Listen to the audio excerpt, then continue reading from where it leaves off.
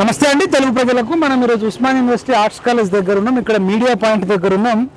గత 3 రోజుల నుంచి 4 రోజుల నుంచి ఒకటే ఇష్యూ మీద చర్చ జరుగుతుంది. కొత్త వీసీ కొత్త జీవో జారీ చేసిండు. ఆ జీవో ఏంటంటే ప్రొహిబిటెడ్ ధర్నాలు కానీ ఎడ్యుటేషన్స్ కానీ ప్రొహిబిటెడ్ ఉస్మాన్ యూనివర్సిటీలో అని చెప్పేసి సర్క్యులర్ జారీ చేసిండ్రు. దీని మీద మరి 4 రోజుల నుంచి ధర్నాలు రాస్తారోకోలే జరుగుతున్నాయి. దీనికి సంబంధించి ఇలా కొంత సోషల్ మీడియాలో కొన్ని విజువల్స్ చూస్తున్నాం. కొంతమంది ఏబీవీపీ లీడర్లు నాయకులు సంఖ్యలు వేసుకొని మరి వినూత్నంగా నిరసన వ్యక్తం చేస్తున్నట్టు అనిపిస్తుంది. ఎందుకు ఇంత కఠినమైన నిర్ణయం తీసుకున్నారు అడుగుదాం. జీవన్ ఉన్నాడు, మనోడు ఉన్నాడు, అందరున్నాడు. చెప్పండి జీవన్, ఏంది ఈ సంఖ్యలు ఏంది? మీకు పార్టీ కాంగ్రెస్ ప్రభుత్వం విధించిందా, మీకు మీరు వేసుకున్నారా? ఉస్మాన్ యూనివర్సిటీ వీసీ 13వ తారీఖు నాడు తీసుకున్నటువంటి సర్క్యులర్ ఏ విధంగా ఉందంటే యావత్ ప్రపంచానికి తెలవాలనే ఉదాహరణ కోసమని ఈరోజు వినూత్న రీతిలో ఈరోజు ప్రోగ్రామ్ చేయడం మాకు ఎవరేలే మేము వేసుకున్నాం. ఇది మా సర్క్యులర్ ఉండదంటే మేము రేపు రోజున క్లాస్కి వెళ్ళాలన్నా, రీసెర్చ్ వర్క్ చేయడానికి గైడ్ దగ్గరికి వెళ్ళాలన్నా అంటే పెరుగులకు ఇట్లా రిబ్బన్ పెట్టుకొని చేతులకు ఇట్లా సంఖ్యలు వేసుకొని కూర్చోవాలి. చెవులు మాత్రమే పనిచేయాలి, ఇంకోటి పని చేయొద్దు. సార్ సబ్జెక్ట్లో కొంచెం అర్థమైతలేదు సార్ అని అడిగితే కేసు పెడతారు, ఎఫ్ఐఆర్ పెడతారట. ఎఫ్ఐఆర్ వేసి అరెస్ట్ చేసి జైలు వేస్తారట. సార్ నాకు గిల్తే గిల్లించుకోవాలన్నట్టు, అంతే. మనం మాట్లాడద్దు, క్వశ్చన్ చేయొద్దు. సరే నాకు ఇది ఒక చాప్టర్ అర్థం కావట్లేదు, చాప్టర్ ఎట్లా సార్ అని అడిగితే కూడా కేసు పెడతారట. జీవో వచ్చింది, జీవో మొత్తం కంప్లీట్ గా అదే జీవో. ఇప్పుడు కంప్లీట్ గా హెచ్ఓడి రూమ్ లో ఏం మాట్లాడద్దు, క్లాస్ రూమ్ లో ఏం మాట్లాడద్దు, ఒక ప్రొఫెసర్ తోటి ఎక్కువ మాట్లాడద్దు, ఒక అధికారి తోటి మాట్లాడద్దు. అంటే ప్రొఫెసర్ అధికారి, హెచ్ఓడి అధికారి, ప్రిన్సిపల్ అధికారి, జాయింట్ అడ్మినిస్ట్రేషన్ ఆఫీసర్ అధికారి, రిజిస్టర్ అధికారే, దాని తర్వాత ఓఐటీ, దాని తర్వాత వీసీ, వీళ్ళంతా అధికారులు. అంటే వీళ్ళ అధికారులతోటి సరే మాకు ఈ అన్యాయం జరుగుతుంది. ఇప్పుడు చీఫ్ అటెండెంట్ కూడా అధికారే. ఇప్పుడు మొన్న చూసుకుంటే మన మెస్ లో బ్లేడ్ తోటి సాంబార్ తోటి భోజనం చేస్తుంటే బ్లేడ్ వచ్చింది. గత 10 రోజుల కిందట బల్ల వచ్చింది. పురుగులు అన్నం పెడతారు, నాస్తి రకం అన్నం పెడతారు. అరే మేము దారి పొంటి నడుచుకుంటే పోతే పిలిచి మాకు సీట్లు ఇవ్వలేదయ్యా. మేము రాత్రి బాల్ కష్టపడితే మాకు ఈరోజు మెరిట్ ద్వారా సీట్లు వచ్చినాయి. మాకు గవర్నమెంట్ డాక్టర్ బిఆర్ అంబేద్కర్ గారు రాజ్యాంగం ద్వారా మేము ఇక్కడ చదువుకుంటున్నాము. ఆ రాజ్యాంగాన్ని ఈరోజు కూని చేసు దాన్ని మొత్తం అవమానపరిచే విధంగా ఈ రోజు వీసీ గారి నిర్ణయం తీసుకోవడం అనేది చాలా సిగ్గుచేటు. అనేక సమస్యలు గర్ల్స్ హాస్టల్ రోడ్ల మీద రాత్రి బాలు మధ్యాహ్నం మొదలు పెడితే మళ్ళీ మధ్యాహ్నం 24 గంటలు ధర్నా చేసే చరిత్ర ఉంది. దొంగ దొరికి ఇప్పుడు మనం ధర్నా చేద్దాం, అది కూడా ధర్నా చేయదు. ఇప్పుడు వచ్చి మేము కూర్చున్నాము, మమ్మల్ని పోతూ ఉంటే ఉస్మాన్ యూనివర్సిటీ విద్యార్థులు మమ్మల్ని దారిపడి వాంది తప్పైనా మేము నడుచుకుంటూ పోయేటప్పుడు కూడా, ఇప్పుడు ఛాయ్ తాగడానికి వెళ్ళేటప్పుడు కూడా ఈ సంఖ్యలు వేసుకొని మూతికి రిబ్బన్ కట్టుకొని ఛాయ్ తాగాలన్నప్పుడు రిబ్బన్ తీసి ఇట్లా ఛాయ్ తాగాలని అర్థం. ఇట్లాంటి రూల్స్ తెచ్చిర్రు. ఇప్పుడు ఎవరైనా పోయి చూసి వాడొచ్చి కొట్టిపోయినా కానీ మేము ప్రశ్నించద్దట. గిల్లితే గిల్లించుకోవాలి. మేమేం మాట్లాడద్దు,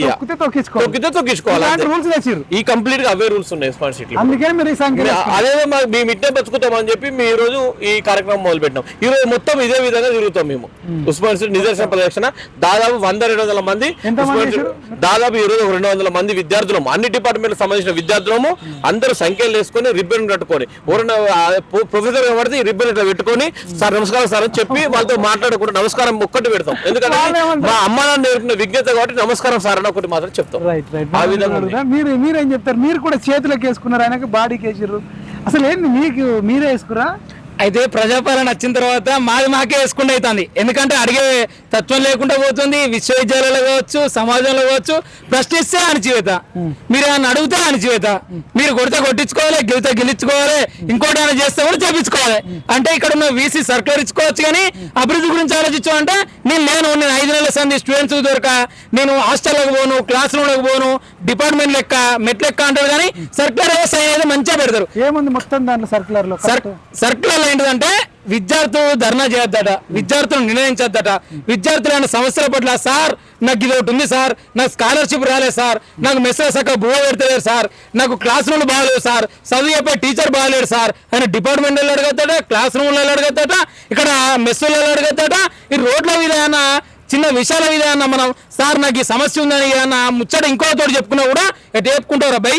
ఇది యూనివర్సిటీ, ఇక్కడ కుమార్ నియంతృత్వ పాలన జరుగుతుంది. రాజ్యాంగం ఏంటో తెలుసా?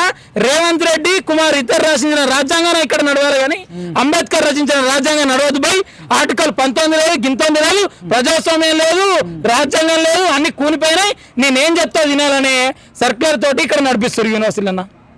మరి మీరు కూడా డైరెక్ట్ అడగవచ్చు కదా, మరి రాహుల్ గాంధీ కూడా జోడో యాత్ర చేయొద్దు, రేవంత్ రెడ్డి కూడా గోడుగుడ్డు పట్టుకొని వాళ్ళు కూడా మొన్నటిదాకా గాంధీ భవన్ కాడ ధర్నా చేసిన మరి మాకేమో ఒకటి, వాళ్ళకేమో డాక్టర్ బిఆర్ అంబేద్కర్ రాష్ట్ర రాజ్యాంగం ఉంటది, మాకేమో విసి కుమార్ గారు రేవంత్ రెడ్డి రాష్ట్ర రాజ్యాంగం ఉంటది. అంటే ఇదెక్కడి న్యాయం?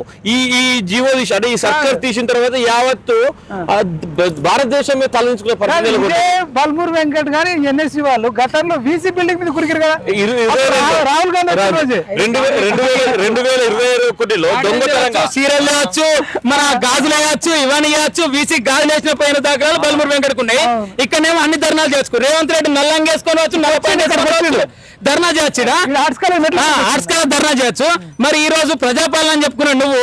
యూనివర్సిటీలో గిన్ని రోజులు సంది భాగవతం నడుతుంది, 5 రోజులు అవుతుంది, సర్కార్ ఇచ్చి 5 రోజులు అవుతుంది. ఇప్పటి కూడా ధర్నా చేయొద్దంటే అసెంబ్లీలో గుడ్డలిప్పు కొట్టాలని మాట్లాడుతూ ఆర్టికల్ 19 అసెంబ్లీలు ఉంటది, విశ్వవిద్యాలయాల ఆర్టికల్ 19 అడిపోయింది.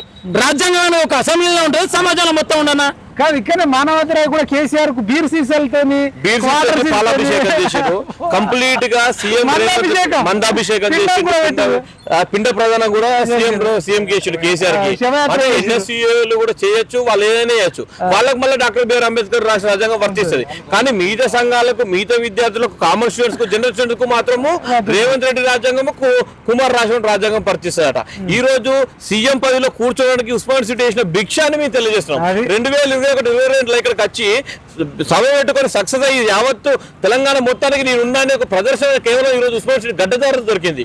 ఈ రోజు బలమూరు వెంకటకు ఈ రోజు చీరలు వచ్చి ప్రదర్శన జైలు పోతే ఉస్మాన్ సిటీ గడ్డ వల్ల నీకు ఈ రోజు ఎమ్మెల్సీ పదవి వచ్చిందని యాభై మనిషి అద్దంకి దగ్గర కేవలం because of Usman city card. నీ ఉస్మాన్ సిటీలో చదువుకున్నా కేవలం దానితోటే ఈ రోజు ఎమ్మెల్సీ పదవిస్తున్నారు. వీళ్ళందరూ ఎందుకు యాది మరుస్తున్నారు? ఆ ప్రజాప్రతినిధులు కోదండరాము గారికి ఈ రోజు ఇప్పటి వరకు కూడా మాట్లాడకపోతే రానున్న రోజులలో నీకు మాట్లాడే నైతిక హక్కు కూడా నువ్వు కోల్పోతావు కోదండరామ్ గారు అని తెలియజేస్తున్నావు. ఎందుకంటే ఈ రోజు ఉస్మాన్ సిటీలో నువ్వు చదువుకున్నప్పుడు ఇక్కడనే విలియన్ మార్చ్ చేసినా, నేను అది చేసినా ఇది చేసినా పగలబలు మాట్లాడతావు. నీరు లేకుంటే ఉస్మాన్ సిటీ లేదని మాట్లాడతావు. నువ్వు కాదయ్యా, నీలాంటి 1000 మందిని సృష్టించిన గడ్డ ఉస్మాన్ సిటీ గడ్డ. నువ్వు ఇప్పటికైనా ఇమ్మీడియట్ గా కోదండరామ్ గారు స్పందించాలి, లేకుంటే మీ ఇల్లు అయినా ముట్టడిస్తాం. ఉస్మాన్ సిటీ గుర్తుపెట్టుకోరు. ఈ రోజు సర్కార్ వెనక్కి తీసుకోకపోతే నువ్వు వచ్చి వీసీ దగ్గర కూర్చొని ఈ రోజు సర్కులర్ వెనక్కి తీసుకో అని చెప్పి ధర్నా చేసిన బాధ్యత, నైతిక బాధ్యత ఈ రోజు కోదండరామ్ గారికి ఉందని తెలియజేస్తున్నాను. సీతక్క గారు మొన్నటికి మొన్న పిహెచ్డి కంప్లీట్ చేస్తున్నారు ఉస్మాన్ సిటీ లో, లా ఎగ్జామ్స్ రాయడానికి వస్తున్నారు. అరే అక్క సీతక్క, మీరు వచ్చినప్పుడు అంబేద్కర్ ఇదే ఉస్మాన్ సిటీ లో 1650 ఎకరాలలో మేము చదువుకునే 10,000 మందికి ఒక రూలు, మీకు ఒక రూల్ ఏ విధంగా ఉంటది? అంటే మీతో పాటు మేము చదువుకోవట్లేదా సీతక్క గారు అని మేము అడుగుతున్నాం. ఎందుకోసం అంటే సీతక్క గారు వచ్చినప్పుడు డాక్టర్ బిఆర్ అంబేద్కర్ రాజ్యాంగం ఉంటది, మేము తిరిగేటప్పుడు మాత్రము వీసీ గారిది, రేవంత్ రెడ్డి గారిది ఏ విధంగా ఉంటుందని మేము అడుగుతున్నాం. ఈ రోజు వందే మాతర ఉద్యమం నుండి నేటి తెలంగాణ ఉద్యమం, మలిదశ తొలిదశ ఉద్యమానికి ఊపిరిపోసిన గడ్డ ఉస్మాన్ సిటీ గడ్డ. ఈ రోజు పేద, మధ్య, బడుగు, బలహీన వర్గాల విద్యార్థులకు ఈ రోజు దారిద్ర్య రేఖకు దిగువటువంటి విద్యార్థుల గుండె చప్పుడు ఈ రోజు ఉస్మాన్ సిటీ. ఇవన్నీ ఎందుకు యాది మరుస్తున్నారు? ఈ రోజు ప్రతి ఒక్క విద్యార్థికి తెలంగాణ రాష్ట్రంలో ఏ సమస్య వచ్చినా, భారతదేశం ప్రపంచంలో ఏ సమస్య వచ్చినా మాట్లాడే నైతిక హక్కు, ప్రతి ఒక్కరికి న్యాయం చేయాల్సిన గడ్డ ఈ రోజు ఉస్మాన్ సిటీ గడ్డ. ఈ రోజు అందరూ చూసుకుంటూ ప్రతిపక్ష హోదాగా ఉండి ఈ రోజు ప్రతి సమస్యను కడిగేది, కొట్లాడేది, పోరాడేది ఈ రోజు ఉస్మాన్ సిటీ గడ్డ అని ఎందుకు మర్చిపోతున్నారని మేము అడుగుతున్నాం. కాదు, ఇంకొకటి ఏమంటారంటే ఎన్ఎస్సీ వాళ్ళు, కాంగ్రెస్ వాళ్ళు, ఉస్మానియాలో కాంగ్రెస్ వాళ్ళు, ఇది బేబీ పీపుల్ కానీ కొందరు బీజేపీ నాయకులు వీసీతో కుమ్మక్క అయిపోయి ఆ తప్పుడు పని చేయించారు, మా కాంగ్రెస్ ను బదనాం చేయడానికి చేయించారు అని కోట శ్రీనివాసన్ అలా అంటారు. అయితే వాళ్ళకు ఫస్ట్ మాట్లాడడానికి నైతిక హక్కు ఉండాలి. ప్రజాపాలన చేత ఎన్నుకోబడ్డ నాయకుడు నిన్న అదే ప్రజాపాలన చేత ఎన్నుకోబడ్డ నాయకుడు వీసీ. ఈ వీసీ అసలు తెస్తాడు. వీళ్ళేమో ఇక్కడ దొంగసాడుగా ఏమో నేను ధర్నా చేస్తానంటారు. వీళ్ళేమో ధర్నా కాడికి అక్కడ దాకా వచ్చిన తర్వాత విద్యార్థుల మధ్య ఉండరు. మాది వేరే రాజ్యాంగం, ప్రభుత్వాన్ని తిడతారు కదా వీళ్ళు విద్యార్థులంతా. ప్రభుత్వాన్ని తిడితే మళ్ళీ మీదికి పోతే ఫోన్లు పోతాయి, చంద్రబాబు నువ్వు కన్నా పార్టిసిపేట్ చేసినావు, ఏంది ఏం కథ అని పోతుంది. కాబట్టి ఈ రాజ్యాంగం ఇదంతా కూడా ఏబీ పోలు బీజేపీ పోలు చేసినంటారు కదా. మరి రేవంత్ రెడ్డి ఈరోజు ఏమైనా ఏబీపీ మనిషా బీజేపీ మనిషా? కాంగ్రెస్ నాయకుడు ఎక్స్ఏబీపీ కానీ ఈరోజు ఏబీపీ కానీ సపోర్ట్ ఇస్తాడు కదా, విద్యార్థులకు సపోర్ట్ ఇస్తాడు కదా. ఈరోజు అసెంబ్లీలో గుడ్డలిప్పి కొడతాను మీ నాయకుడు కదా, ఈ జీవో వేయడానికి కారణం కూడా మీ నాయకుడు కదా. మరి అంత దమ్ముంటే మీరు ధర్నా చేసేటోళ్ళు అయితే ఏబీపీ బీజేపీ ఎవరు వచ్చినా కూడా ఈరోజు మీ ముఖ్యమంత్రి ఉన్నాడు, మీ ముఖ్యమంత్రి చేత వెనక్కి తీసుకునే బాధ్యత మీకు లేదా? ఇప్పటికైనా వెనక్కి తీసుకునేటట్టు మీరు చేయండి. వాళ్ళు కేవలం వీసీనే టార్గెట్ చేస్తారు. కాంగ్రెస్ రేవంత్ రెడ్డి మంచోడు అంటారు. రేవంత్ రెడ్డి మంచోడు ఎట్లయితాడు? ప్రజాపాలన ఓటుకు నోటు దొంగలు అది వేరు. కానీ ఈ విషయంలో కూడా రేవంత్ రెడ్డి ముఖ్యమంత్రి అయిన తర్వాత ఈ వీసీలను 6 నెలలు మేము ఇన్ఛార్జ్ వీసీలు ఉంటే యూనివర్సిటీ అభివృద్ధి చేయాలంటే అప్పుడు వచ్చిన వీసీ ప్రజాపాలన చేత ఎన్నుకోబడ్డ వీసీ కుమారు 4 రోజులు అవుతుంది అసెంబ్లీలో గుడ్డలు ఇప్పుడు బట్టలు ఇప్పుడు కొట్టుడు అవుతుంది. కానీ యూనివర్సిటీలో సోషల్ మీడియా వేదిక కావచ్చు, అనేక ఉద్యమాల వేదిక కావచ్చు, ఈ ఇన్సిడెంట్ అనేది మొత్తం ప్రభుత్వం దాకా పోయింది. మరి రేవంత్ రెడ్డికి చెల్లె ఉంటే ఈ వీసీకి ఒక ఫోన్ చేసి చంద్రబాబు ఏం నడుస్తుంది మరి యూనివర్సిటీలో ఒక్కసారైనా స్పందించు, ఆ సర్కారు వెంటనే వెనక్కి తీసుకుని వచ్చేది. నేను ఉద్యమాలు చేసిన, నేను ధర్నాలు చేసిన, నేను బట్టలు ఇప్పుకొని తిరిగి నేను ధర్నాలు చేసి నేను ఉద్యమాలు చేస్తాను, నేను ముఖ్యమంత్రి అయినా నువ్వు కూడా సీట్లో కూర్చున్నావు అంటే విద్యార్థి ఉద్యమాలే కారణం. అటువంటి అణచివేసే ప్రయత్నం నువ్వు చేయకు బిడ్డ, ఆ సర్కారు వెంటనే తీసుకోవాలని నీకు చెప్పే హక్కు లేదా? ఇదే గడ్డ మీద నుంచి నువ్వు అనేక ఉద్యమాలు చేసినావు, సోయి లేదా? ఇప్పటికైనా ఈ రేవంత్ రెడ్డికి చిత్తశుద్ధి ఉంటే ఇదే కేటీఆర్ ఇదే వీళ్ళంతా ఇక్కడ ఉద్యమాలు చేశారు కదా, ఇప్పటికైనా స్పందించి మీరు ప్రజాప్రతినిధులు అయితే ఇప్పటికైనా అసెంబ్లీలో లేవనెత్తండి. ఆర్టికల్ 19 స్వేచ్ఛ కల్పాను యూనివర్సిటీకి. ప్రజా ఉద్యమాలు, విద్యార్థి ఉద్యమాలు, నిరుద్యోగ ఉద్యమాలు ఒక యూనివర్సిటీ కేంద్రంగా నడిచినాయి. ఒక రోజును మర్చిపోకండి.